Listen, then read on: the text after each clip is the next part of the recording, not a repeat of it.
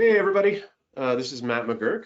I want to thank you for joining today, our session on PCI DSS 4.0 and why it's particularly important to address as soon as you can. My name is Matt McGurk. I'm a solution architect here at Source Defense. I am joined by my colleague and a longtime friend, Randy Pazik. Randy, would you like to introduce yourself? Yeah, thanks, Matt. My name is Randy Pazik, Senior Solutions Engineer here at Source Defense. And yeah, I'm looking forward to the discussion today. Thank you very much. So real quick, let's talk about who Source Defense is and why we are relevant to this conversation. We are a client-side security company, so meaning that we focus specifically on web application security as related to the stuff that lives in a web browser. So when somebody goes to a website, goes to your website and conducts business, we offer solutions to make sure that those folks are secure, that your code is operating as expected, and that the data, in this case, payment card data in specific, is being handled appropriately. We've got a pretty wide install base for our products at this point, about 600 million page views per quarter, preventing around 2 billion what we call policy violations. Let's sum that up as security or compliance concern, again, per quarter. So we, I hope, know what we're talking about in that space. We're subject matter experts in web browsers and security and JavaScript in specific. And over the last year or so, we have begun becoming more expert in compliance and PCI DSS in specific, as the new 4.0 requirements kind of mandate this stuff. That said, we welcome the conversation with QSAs, with auditors, with organizations and compliance officers to help us inform them. So part of this session, we did bill it as kind of an Ask Me Anything, an open forum. We have some materials we're going to present, and Randy and I are going to kind of do our best to talk back and forth. But if anyone has any questions, don't hesitate to throw them into the chat, and we will answer them kind of ad hoc as we go. So don't be shy. And Randy, I know that you wanted to cover our first topic here. Reason number one, basically that we've got a bunch of new problems, novel problems to solve in DSS4, and they will require new solutions. So Randy, do you want to kick us off here? Yeah, sure. So, PCI DSS 4.0, we've been lucky enough to be PCI council member here at Source Defense for a few years, and I kind of took part in some of the commentary on DSS4 and helped shape some of the language that DSS 4.0 contains, specifically around where we specialize, which is client-side security. And to kind of start that off, what is client-side security? Client-side security really is about the scripts, specifically JavaScript, that's running in a browser. It's delivered by the web app or delivered by the your web server, your CDN, into a browser. So there are a number of different technologies, JavaScript, that are delivered into a browser that the browser renders and executes. There's everything from marketing technologies to look at analytics and real-time user monitoring. There's social media plugins, there's advertising agencies, there's customer service and user experience plugins. All of those live in a browser. So as a visitor accesses your site, these services are delivered to that browser, they're executed within, and there is, the potential for, we'll say, attacks to happen. So, if we look at how these attacks happen and why PCI is kind of calling these out now, it starts with me myself as a visitor going to a website. Let's call it acme.com. Acme delivers to my browser through your traditional set of security protocols, the content that makes up the website. My browser needs to, at some points, reach out to third-party sources of content, JavaScript, and load those into the page. Again, analytics, advertising, social media, customer experience, type services. And those third parties that you're bringing in or that you've contracted with are going to reach out to fourth and fifth and sixth, nth party services. Thank you, Matt, for the annotation there. But yeah, going to reach out to their own fourth, fifth, right? Think about something like a social media plugin. Social media plugin may need to run analytics on its own plugin and may just simply use kind of an out-of-the-box framework from a third party. So that social media plugin is going to include that framework in their code when they didn't develop it, they didn't write it themselves. So that would be something like a third party to them, which to you as a visitor is a fourth party service.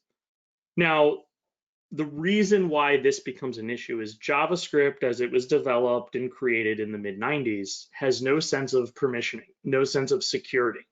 Meaning, when JavaScript is executed by the browser, it has full access to that website, to that web page. It can make changes to that site. It can edit, delete, add, remove things, insert forms and elements, monitor events on the page. And that becomes a problem because if I'm an attacker, the easiest way for me to get information from a visitor, and that's going to be something like, PII data. It's going to be specifically for PCI, it's going to be payment card data. The easiest way for me to get that from anyone visiting a site is going to be to compromise one of those sources of JavaScript, because that landscape, that third-party JavaScript landscape, is unsecured, unmonitored. It all happens outside of those traditional firewalls, WAFs, your secure connections. Everything on the right side of this screen is happening in the visitor's browser, not in the web server, not in that traditional OAuth kind of top 10 security suite.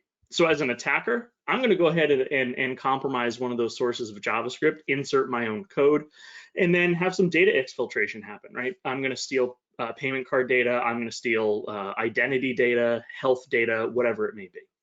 And that is where these PCI requirements are saying, hey, let's go ahead and try to put some context around this. Let's try to help website owners with controlling this attack and maybe preventing or even going so far as to stop it completely. So PCI has basically said with DSS 4.0, and there's a couple of requirements, but basically said you need to have a method to confirm that each script is authorized. You have to have an inventory of those scripts.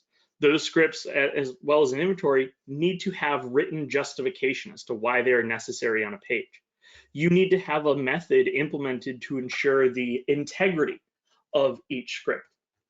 And you need to monitor for changes in headers. You need to be able to alert on changes. You need to alert or block malicious activity that you may see on payment pages.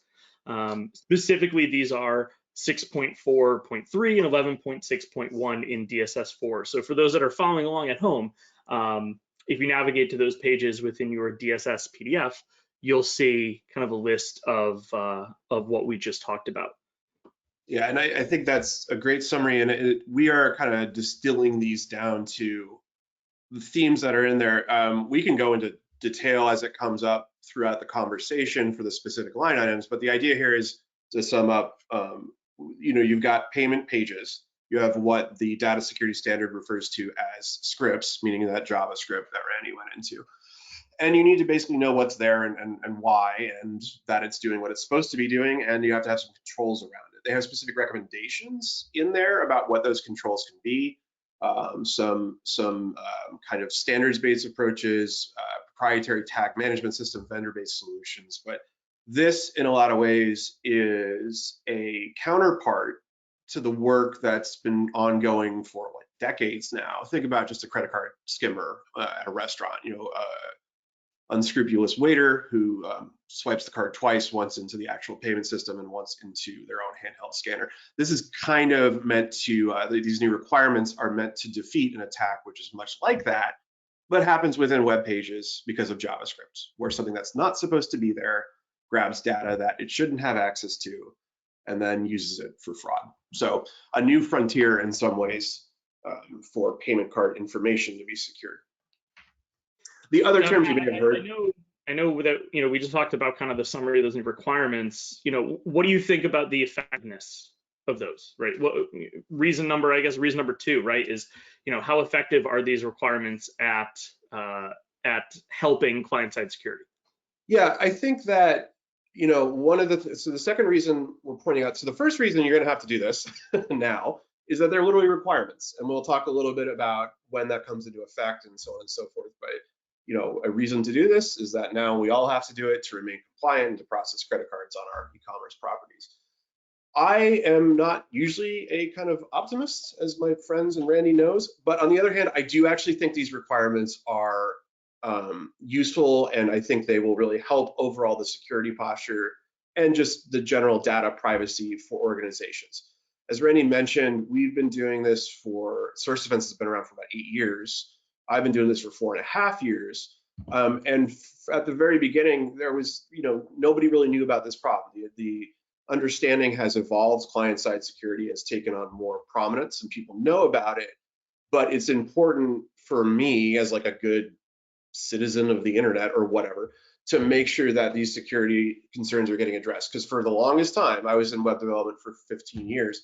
For the longest time, there were simply no a way to control the execution of code in the browser on payment pages. There was no technology to do that. And two, there was no awareness. Everybody thought it was kind of okay, or at least standard business practice, to throw whatever code you wanted to into the website, into the front end of it, and let it do whatever it wants. So I think this is legitimately an important thing to solve, and I think that by solving it, we will have a much, it's the right thing to do, right? It's not just a meaningless piece of paper requirement to tick the box. It's the right thing to do. Over the course of the last, let's call it decade, we saw some pretty bright line attacks. Different attacks are notable for different reasons. The two that I usually point out for historical context are British Airways and Ticketmaster. British Airways is an example of a very large, it's a different set of regulations, but a very large fine being levied as a result of a client-side attack. Ticketmaster being a great example of the, like Randy was saying, the effectiveness of these, meaning like how good this is for an attacker to exploit.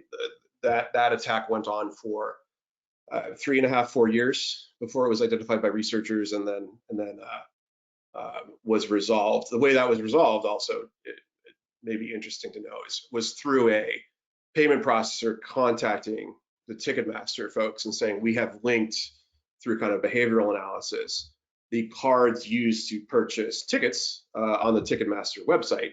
The only kind of commonality between all those accounts is that they transacted business there, and they were, and so anyway, what's going on with your checkout page, which then led to the discovery that a third party integrated into Ticketmaster's site was compromised, and as Randy described, so on and so forth. So a couple examples there. The threat in a way is universal, meaning that if you're integrating these tools, and in the context of payment cards, e-commerce more or less, you are going to have a lot of marketing integrations, a lot of third-party integrations to help the website meet its business goals. And as a result, you've got this kind of almost competitive thing where you need the marketing tools, and yet they make things riskier, and the two kind of go back and forth and feed each other. Coming up to present day, we saw Visa in their payment ecosystem report from last year point out what they call digital skimming. Worth noting, just as a kind of an aside, e-skimming, form jacking, click jacking, Magecart, client-side attack, and et cetera are all related terms. So if you're doing your own research, those are often all conflated. As you may have gathered, these concerns are relatively new. And so the language and the terminology is all kind of still settling. But client-side security is more or less where we've all, in security settled in terms of an umbrella term.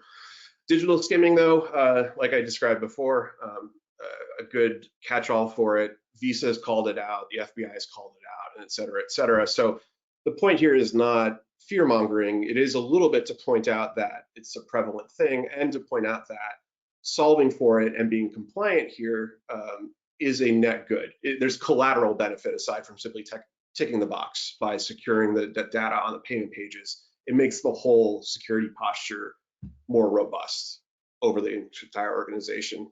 Randy, you want to throw in anything there about that? No, I just think it's important to understand that these requirements yes, they were released last year in the spring, but they didn't happen overnight. These are requirements that have been looked at. This is a concern that PCI has had for years, and I think it's really nice of them to call it out and call it out in a way with those requirements where it's a very good baseline of security for client-side attacks that you can build upon. So I think it's, kudos to PCI really for looking at this and studying and coming out with requirements that make sense, I guess I'd say. Yeah, and I think it may be useful to talk a little bit about like what we've, on this prior slide, I've got the types of organizations. You see a lot of e-commerce in here. Folks who might be thinking about like what platforms are susceptible or what types of web applications. The answer is anything that, if you have a customer-facing website, this is relevant.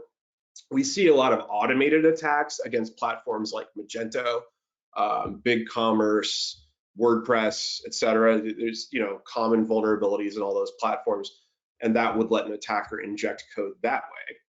Anybody who's using these third-party integrations has an issue in that sense. And then you do have concerns with things like Shopify and the Salesforce Commerce Cloud and etc. So what I'm trying to leave folks with here is that this is applicable. It's platform agnostic, I guess. If you're running a web app, this can be an issue. Because like we said at the top, browsers just don't secure or control how the code executes when it's running. So no matter how it gets there, no matter what the platform is, you have to control the issue in the browser. So Randy, I know you wanted to talk a little bit about what we've seen, maybe a little bit anecdotally in our conversations with folks over the past year, 3 years. How long has COVID been going on now? Since the late 1990s? February, yeah, something, I don't know. So anyway, you were going to mention just a little bit about the growth and the kind of change we've seen. I'll let you take this, I'm rambling. Yeah, no worries. Yeah, so, e-commerce, like you said, Matt, just anecdotally, we've talked to customers that during the COVID, kind of that pandemic, the initial kind of isolation and lockdown that happened, businesses saw a drastic increase in, e-commerce sales as it relates to kind of a percentage of total sales. And so, we've seen some of our existing customers that have gone through, really good growth and have maintained that because it just becomes easier to buy things online sometimes than it is to walk into a store or try to find a store that carries the item. In this here that you're showing now, this is from the U.S. Department of Commerce. So this is the most recent report that we have. Quarterly report is for Q3 through Q3 of last year, of 2022. And if you follow along the line there, you can see once that lockdown and isolation hit, e-commerce sales almost hit 17% of total sales, which is great when you consider that 7 years prior it was below 6. So we almost tripled, sales as a percentage of total sales in 7 years. And really, what you see there is it's a 10.8, I think, percent increase from Q3 of 2021. So year over year, it's gone up almost 11%. And e-commerce just in Q3 of last year was about 15% of total retail sales. So this is something that now, because e-commerce is trending up, because it is becoming more convenient, let's say, for consumers, there's a need to protect that revenue, right? 6%, there's still a need to protect, right, in 2013, but it's not make or break, right? That's almost within the shrinkage percentage that you would expect as a brick and mortar store. So now we're up to 16, 17%. Now it becomes time to protect that revenue, right? So as it grows, the need to protect this revenue stream also grows. And with DSS 4.0, PCI DSS 4.0, these new requirements help protect the website, the customers, the credit card data, the financial data of those visitors to a site. And really, you have to follow, as an attacker and even as a security team, you have to follow the money, right? This pot of gold that is e-commerce revenue is growing. And that means the target on the back of that revenue grows also. Yeah, these that's attackers. an interesting point. I recall just, I think it was, well, it makes sense it was last year, but we put out a thing about the holidays and how you see a distinct uptick in attacks around the holiday corridor from Thanksgiving to Christmas, targeted to this particular attack vector. So they, like Randy said, the attackers do follow the trends, and they will go to where the money is. And we've also heard from folks, I'm speaking to anyone who works specifically in compliance in the crowd, that as the revenue mixture, let's say, has shifted from, depending on the organization, a bunch of other stuff, but as revenue has shifted from maybe more brick and mortar to a hybrid model, that funds there are funds available for projects like this now. So I know compliance folks are often in the position of advocating for changes based on requirements and saying to other parts of the organization, these are things that we should do. And unfortunately, more often than not, hearing from those other parts of the organization, that's really nice, but we don't have the money for it. I am hearing a shift towards this being more of a practical initiative than it has been in the past. So as you start to look at 643 and you start to look at 1161, these are novel challenges, meaning like new things for the most part that people are addressing for the first time, but they are not overly expensive to fix, depending on how you approach it. And they are not kind of like shouting into the wind, I don't think.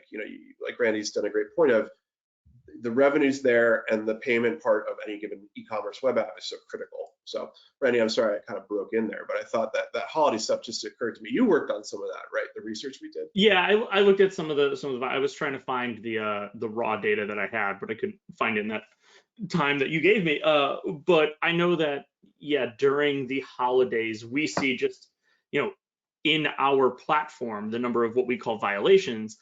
We see those increase specifically during that kind of fourth quarter typical kind of big quarter for online shopping, because of companies deploying better ways to convert visitors into customers. So they might be using new technologies or new services for that, or just an increase in general of attacks, or the existing third-party services trying to get more data.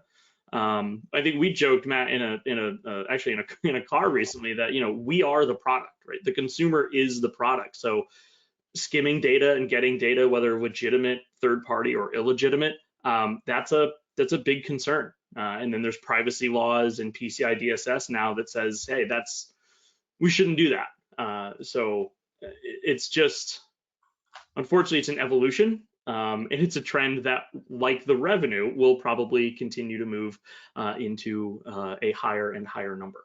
So yeah, and I think that as we talk about that holiday stuff, it does feather in nicely to the next thing we're talking about. Is that, well, kind of an awkward segue, but basically that you need this. This is gonna, if I'm looking from this from the perspective of a compliance officer or someone who's engaged with GRC activities, basically someone who's being that advocate for these issues to the rest of the org, you do need to look at it like kind of holistically, and to bring it back to the holiday thing, which is just an interesting focal point for this. A lot of times in application development, the holiday corridor, November, Black Friday through Christmas, is also a period of code freeze for application development, meaning that, you guys are probably familiar, guys and gals, but basically that developers are going to say, we're not changing anything about the code base during the part of the season, part of the year when we go back to black, we become profitable again. So what we've found in the past is that folks really want to,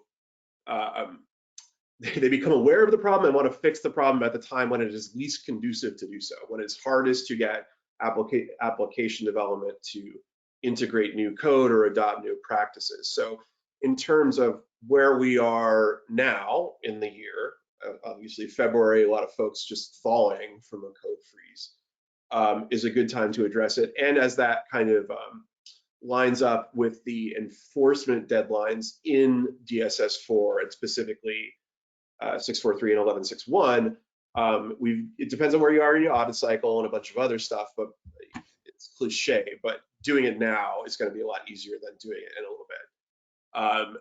The other thing I want to point out here in this section, this segment, are those different distinct parts of the organization that you're going to have to interact with if you're advocating for putting these controls in place. The web application, in my experience, in an e-commerce kind of context, is going to be owned by a bunch of different functional parts of the org, meaning you've got, like I said, application development, and that could be defined as internal. If you're a larger organization, you may have your own internal application development that owns all that process and all that product. You may have a contracted out firm, which is more typical for for most enterprises, frankly. It depends on where the profit is and what you can afford in a cost center, but oftentimes it is way more acceptable in terms of cost to have that be an outside contractor. And roughly the third case I would say is something where it's platform based, meaning that you're doing a Shopify thing, or you're doing some kind of totally third-party provided platform and code base. So that is one part where tackling this problem, obviously from like the practical sense, like who's going to do the thing to satisfy the requirements, app dev, in my experience, owns that, or development operations if you have that, or development security operations if you have a really specifically defined development team and development process. The second part that is typically involved is marketing. Marketing often, and that term I'm using kind of loosely. Some orgs call it digital media or digital communications, some digital marketing, some et cetera. But the folks who are responsible for the KPIs, for the revenue or whatever other targets for the website, because those folks are going to drive the integration of those tools that we talked about at the top. So this diagram here is not scientific, what we're showing here, but it is useful to think about. You've got on any given website, I believe we've got some reports and some research we did on our website, but it's something like 15 to 30 different third-party integrations. And we've only kind of hinted at this, but there is a concern as well around first-party code, meaning that what the developers are putting in there themselves, or the code that they're writing custom. But to get back to my point, the more scrutiny, the more focus, the more intensity of the marketing efforts, generally speaking, the more third-party integrations are going to be there, and therefore the more risk, and as mandated by PCI now, the more requirement to inventory, justify, verify, so on and so forth. So the second part of the org that I would call out as being involved in these kind of efforts is certainly marketing or digital media. Then it becomes a little more, it's much more specific to the organization, but I would call it roughly security, basically information security. Whoever, if there is a CISO, whoever falls under that person's discretion, meaning because that person, that organization, that part of the organization is going to be quarterbacking, essentially, is going to be managing the relationship between app dev and marketing and compliance to ensure that the requirements are met and that the projects are handled.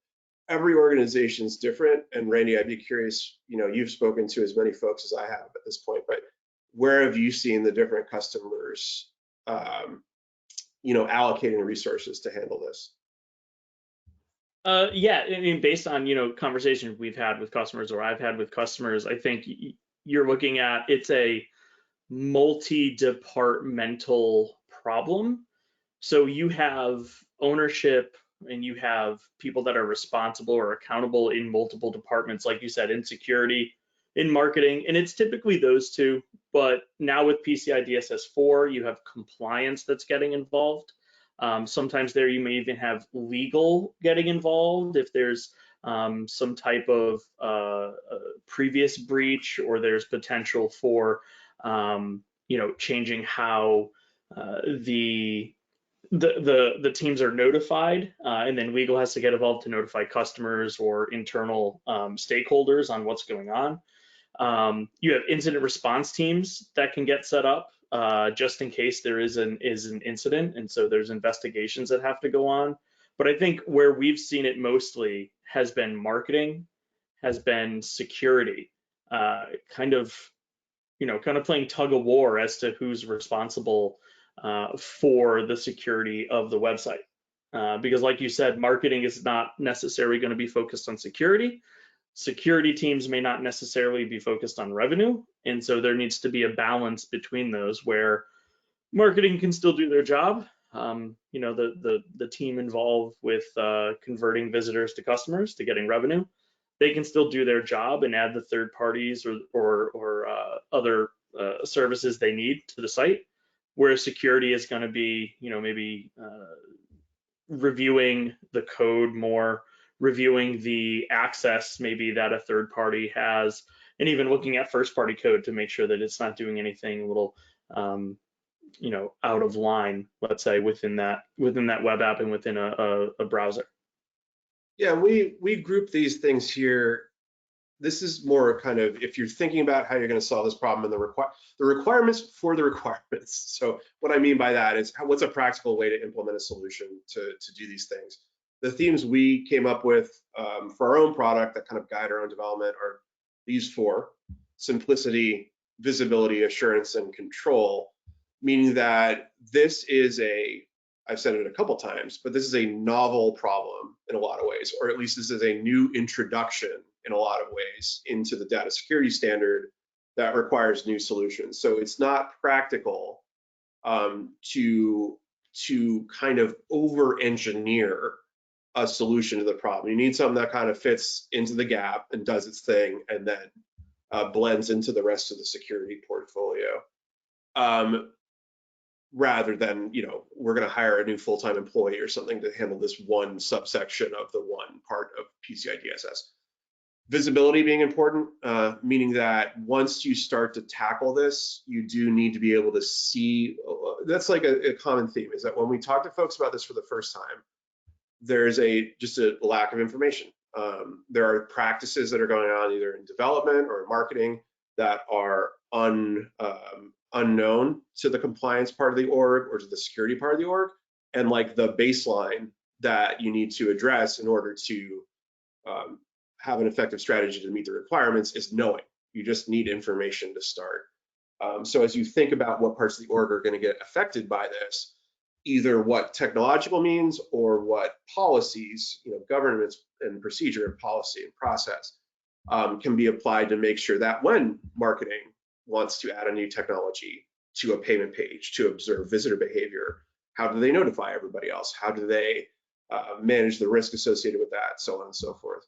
Yeah, and that, we may get into this later, but that visibility piece, like you said, when we speak to customers and we're able to, you know, again, show within our platform the third parties they're using that are bringing in fourth parties, that are bringing in fifth parties, kind of that, well, I know I used, you know, advertising agency number one, and I had no idea they were bringing in their own instance of a social media platform, and I had no idea that social media platform was bringing in an analytics service. That type of visibility is what PCI DSS is saying you have to know, but also something that when you give that to a team, to marketing, to security, not to use the whole visible thing, but it really opens eyes. It really lets them see exactly the, I guess, the landscape that this attack has to use to get into a site and take data from customers. Yeah, absolutely. And I think that, yeah, I didn't do a good job of explaining that. Thank you, Randy, for pointing it out, that these scripts on payment pages are dynamic. We talked about that before, kind of in the relationship between these things. Let me pull that back up. So the idea here that there are scripts which are loaded by other scripts. That happens somewhat dynamically. So let me give you an example. I have a visitor who wants to buy a pair of shoes, and they go through the process of adding those to a shopping cart, but they don't then purchase them. That kind of process, I may have a user monitoring tool that then dynamically loads maybe another social media kind of integration in order to provide that kind of retargeting data, meaning that later when that person searches for shoes on Google or posts something about shoes on Facebook, they see an advertisement from the website where that stuff happens. So, you know, it gets a little complicated, but the idea is that if you do just kind of a point in time analysis, let's say you sit down every 6 months and decide to go through the process of mapping all these things out, you may end up with a set of information that's invalid, like unfortunately, literally from the time, like as you're capturing it. because on the next page view or the next something else, some other code could have shown up. And the other thing to consider is that any point in time analysis here, which, you know, I'm trying not to sound too negative, you should do that even if you don't go with any kind of vendor solution. You should look at inventory of these things. But any of the point in time analysis is dependent on the code that loads from those servers. You don't control those servers. They belong to your partners, your vendors, basically. So, you know, sometimes the analogy I make is, you know, you think of a supply chain problem as like there's a vulnerability in the operating system that runs on the network switches you have or something, right? And that came from a vendor and you installed it as part of the supply chain. Now it's a vulnerability in the org. But this is a supply chain that happens dynamically and changes every single time a page loads. So it's a different thing than kind of the more traditional supply chain thing. So Randy, when you were talking about mapping and inventorying and visibility, I think the third, fourth party, fifth party problem can't be overstated.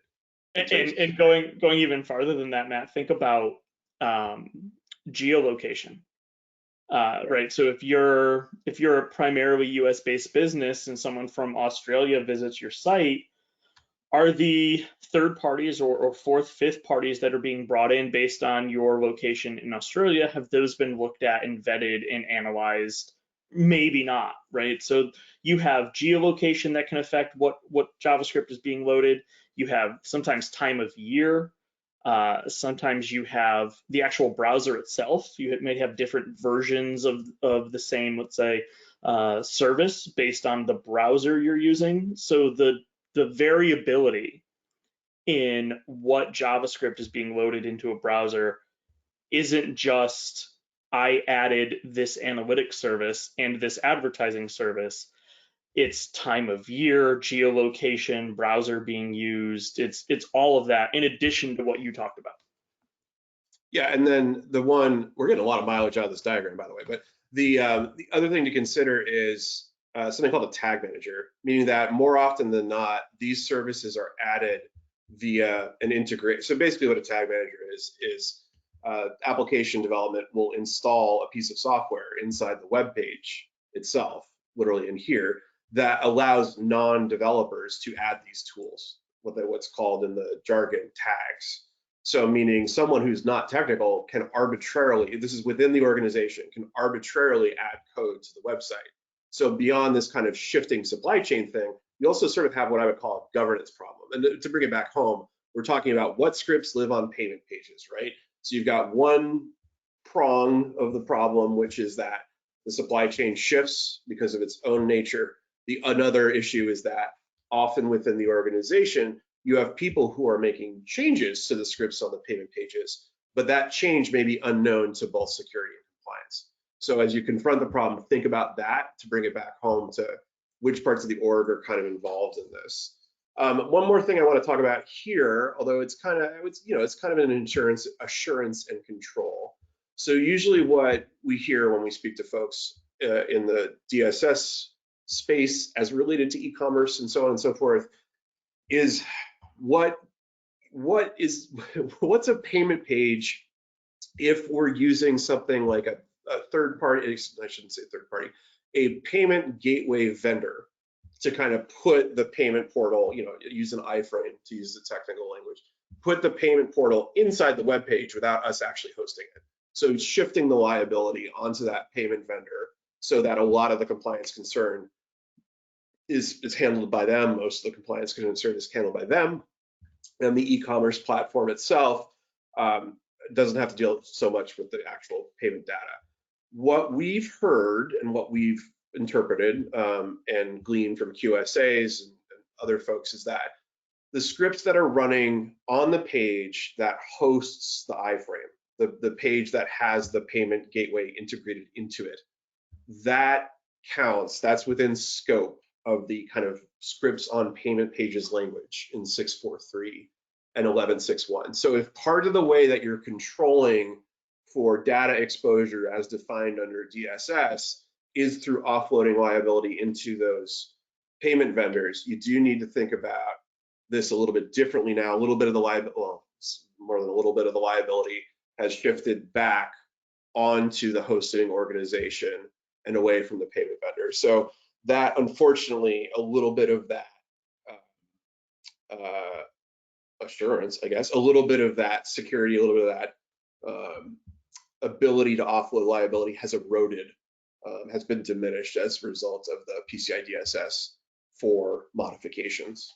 Yeah, so right in 643, it specifically says in that DSS PDF, it specifically says that where a payment page is loaded into an iframe, you need to make sure that the parent page's security, whatever solution you choose to use to help meet these requirements, the parent page's security solution must be used on that payment page, even if you're loading the payment platform within an iframe.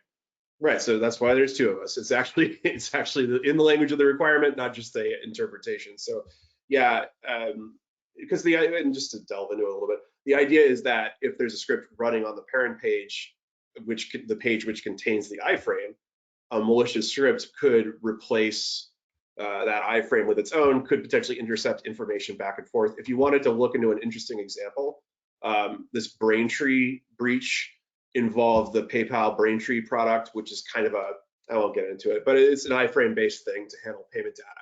There was a really clever hack to intercept the data between the iframes and the payment page, and et cetera. So this is kind of, if anyone's very curious about how that works, just Google Braintree Magecart Braintree client side, and you'll see a really cool analysis of that. Unfortunately, pat yourself on the back. You've done a blog on that specifically. So yeah, I hate to self-promote. I actually did. Sourcedefense.com. Go to our blogs. There's one about iframes that Matt wrote. It's specifically about Braintree. So I don't. Is this gloating too? I actually forgot I wrote that. It's pretty good. It's got a TypeScript in it. Yeah. Anyway, thank you, Randy. That is useful. Yeah. I think it's a pretty good explanation. If I can be a little proud of myself. We think that something to consider too is that this can be a quick and easy win. As I mentioned a couple times, more than a few times. New problem requires new solutions. I don't think it needs to be painful to solve this. I do think you can solve it efficiently and quickly. There are options that are outlined, or kind of suggestions, guidance in 643 and 1161 about how to address this specifically. One of them is a proprietary or vendor-based solution. I want to talk about what we do, because even if you didn't pursue us or talk to us again after this webinar, it may be useful to understand that approach to it. Source Defense has a client. One sec, before you get into this, I just want to remind everyone that's here, if you have questions or comments on what we've presented so far, what we've talked about, or you want to add something to what we've said, please use the chat in your GoToWebinar window. We love feedback, and we love kind of answering questions. So by all means, fill up that chat window with some content, and we'll be more than happy to answer those and read those out. And what's that joke you make, Randy? It's any comments? If anyone has any questions, comments, concerns, or compliments, please go ahead and enter those into chat. If you have any complaints, we would ask that you do not add those in chat. Extremely fragile egos here at Source Defense. We are lightweights. What we do, how we approach it, we provide a client-side security platform. So we have options of how to do this. The goal is to secure the code on those payment pages, right? The first step for us is simply, like I said before, simply getting information about the problem. So we can provide technologies that analyze the code on payment pages or the entire website, tell you exactly what's happening in your visitor's web browser, and we can do all this externally.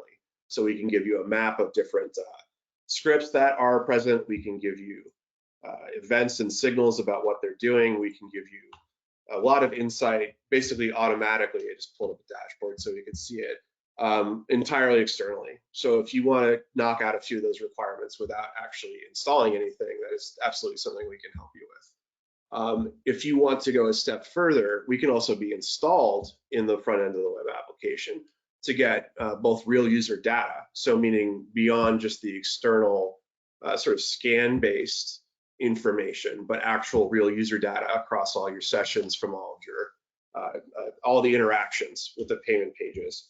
That's an option too. And when we are installed, we also can go one step further and provide protection, meaning that we can control the code from those third, those fourth, those fifth party sources by isolating it from the main live web page and controlling what behavior it is permitted to perform, what actions it can perform, what it cannot, literally blocking specific behaviors, not just turning the script on or off based on a suspicious kind of activity, but locking down what it is or is not allowed to do from the outset, thereby preventing a lot of these problems and solving a lot of the compliance concerns at the root, right? So if you can control that behavior, you can also control what data is exposed to those scripts.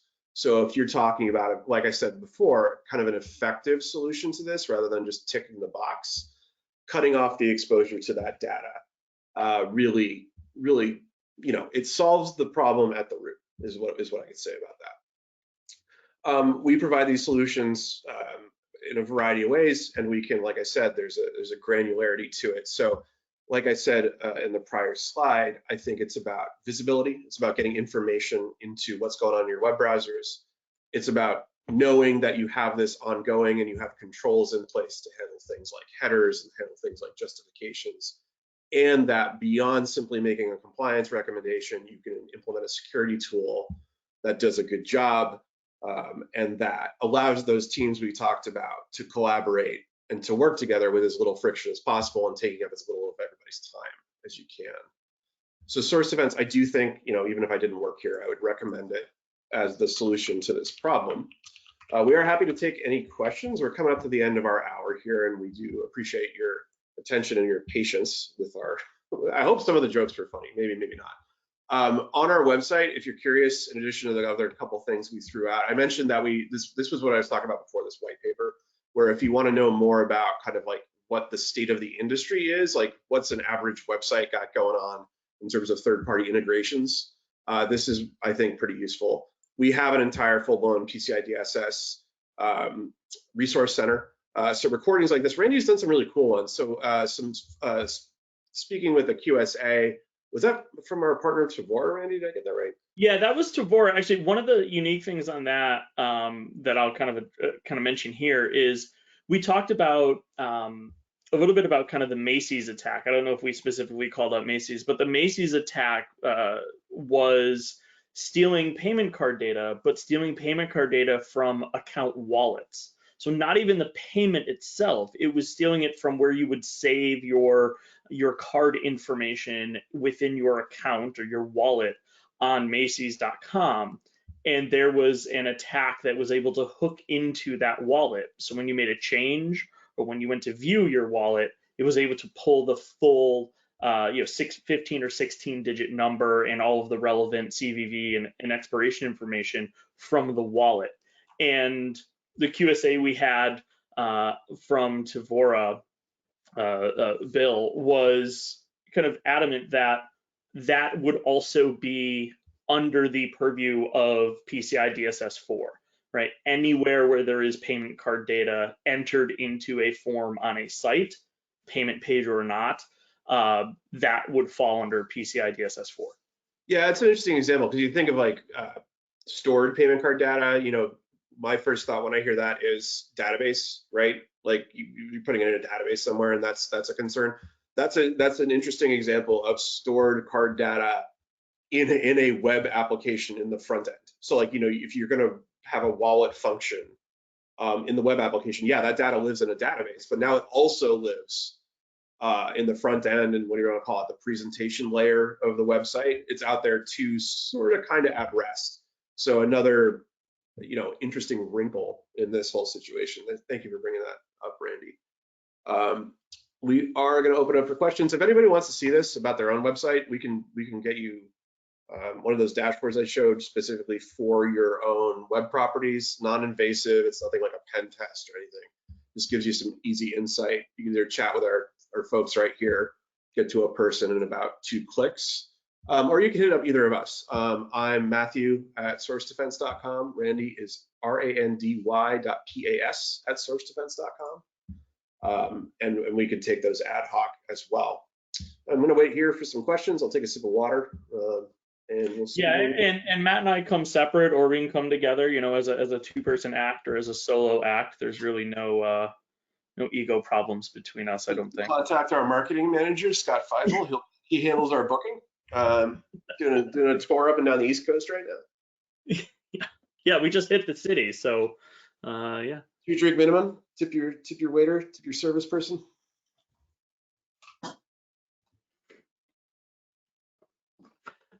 Matt, while we wait, and hopefully you've been able to have that drink water, I assume. I guess one of the things that we brought up earlier was, this is these are kind of, this is you said it's a novel problem. These are new solutions, and you touched on it briefly, but this really is old news, right? When was the first attack was in what, 2014, was it? Or 2017 maybe, the first Magecart attack? Yeah, it depends on where you draw the line in the sand. I mean, this stuff, the flaw, not to get too nerdy about it, but 1,000 years ago, we decided we needed web pages to be interactive. And a gentleman working for the Mozilla Corporation, Netscape at the time, developed the language that makes this possible, JavaScript, in like literally 10 days. They were competing with Microsoft for a similar product, and they wrote it up really fast. So JavaScript's had this flaw for whatever that is, 30 years practically now. I would guarantee you, like I could give you examples of things that are called wouldn't have been called client-side attacks, but that occurred, I would assume, for the entire time JavaScript has existed. Security researchers coined the term Magecart. I think you're right, Randy. Around 2014, Magecart is a more antiquated term for client-side attack. It's a combination of the words Magento and shopping cart. That is where the very first prevalent one of these happened, or occurred popularly, I should say. But I would argue that these attacks have been around since the JavaScript language the spec was written 30 years ago.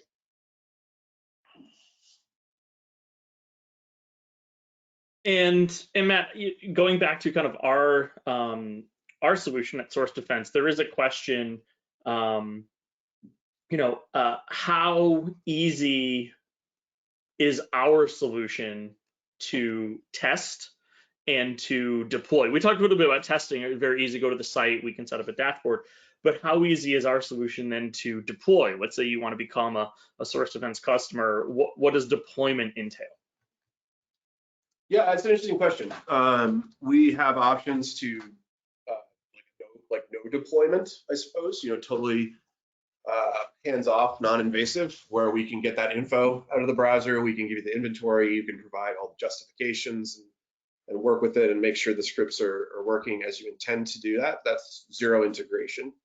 You can go one step further to integrate us into the web pages. That's 2 lines of HTML. You kind of just copy and paste that in there, and then it'll do its job and offer you real user data. I could show you that here if you guys are curious. This is what our deployment looks like for our own Source Defense website. It's literally these 2 lines of HTML put in there, and then the tech works. So the advantage of doing that is you can get real-time security data about every interaction that a visitor has across the entire site.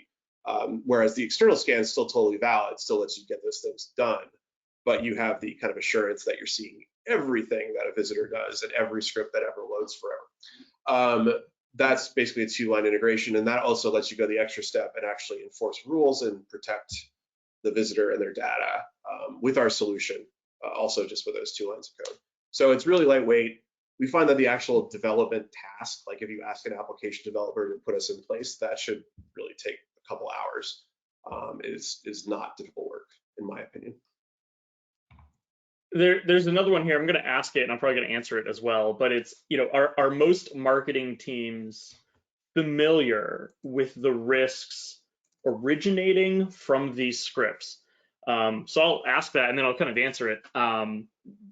No, not really. Marketing's focus is on metrics, sometimes is on revenue.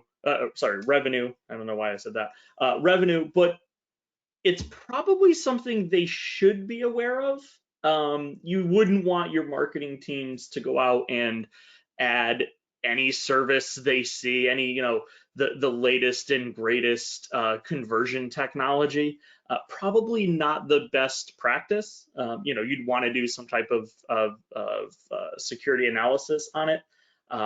But I would say they are not really aware of the risks, but they definitely should be.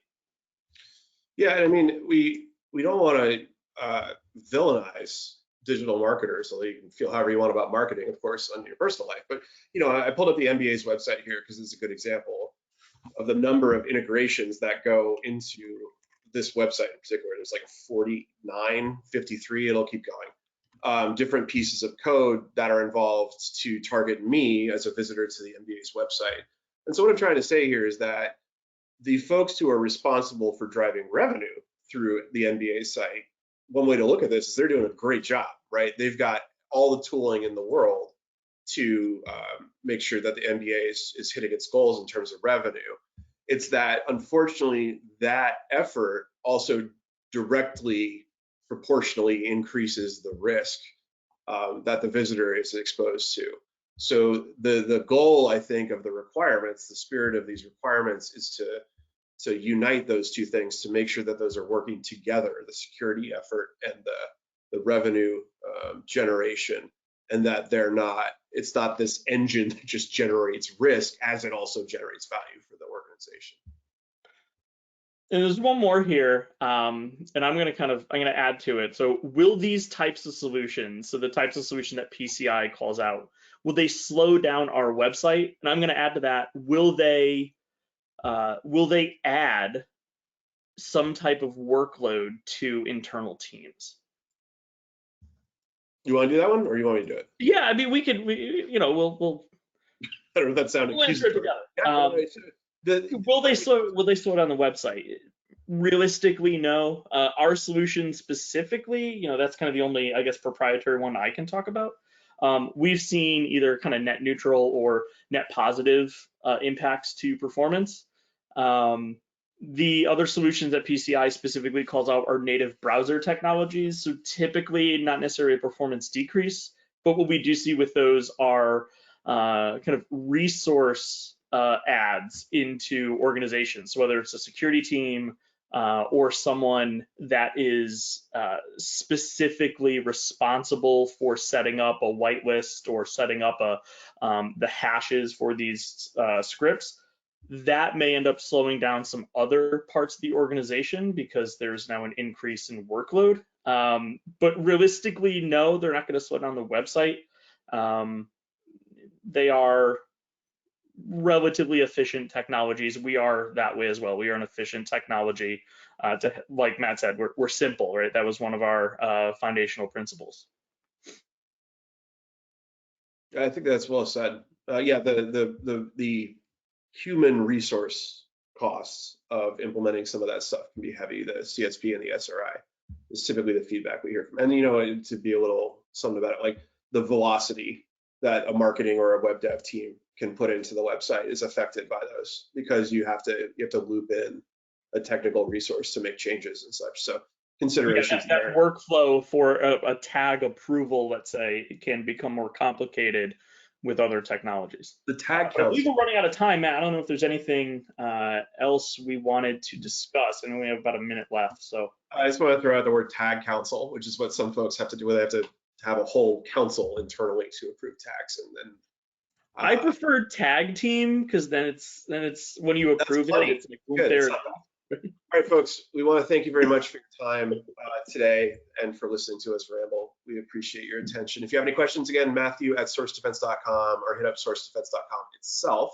That PCI Resource Center, I think, has a lot of valuable information, and we'd love to answer any questions that you might have. So thank you, and I hope you enjoy the rest of your day.